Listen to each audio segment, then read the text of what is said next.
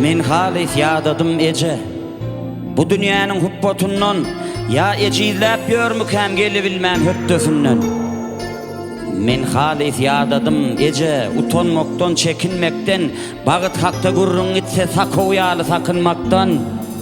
Men halis yadadım ece, yüreğin yolum terse dönü, gımmat sahip yörenlerim, ucuyupsuzca narha dönü.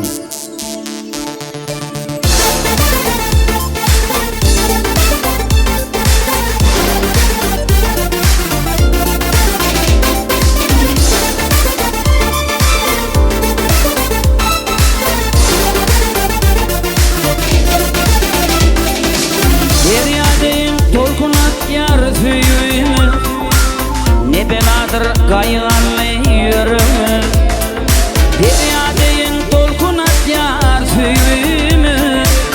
Ne beladır kayganlı yürümüz, mutlu yaşap kül bollu ömrümüz. Menden başka özgü yarlı bolundu. Geceden son vurmasın geçmeyen günüm, garip olup dolanıma tutuluyor dilim. Sadece şunu görmekten geçen o günüm, garip olup dolanıma tutuluyor dilim.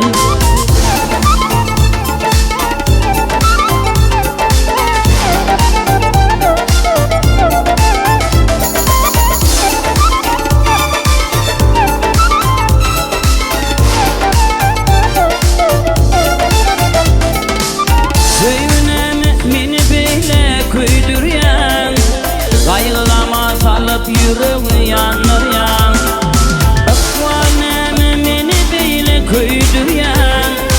Kaygılama salıp yüreği yanır yan. Canım nereydiyse Allah'ım almayar, menden başka özgü yarı bulundu.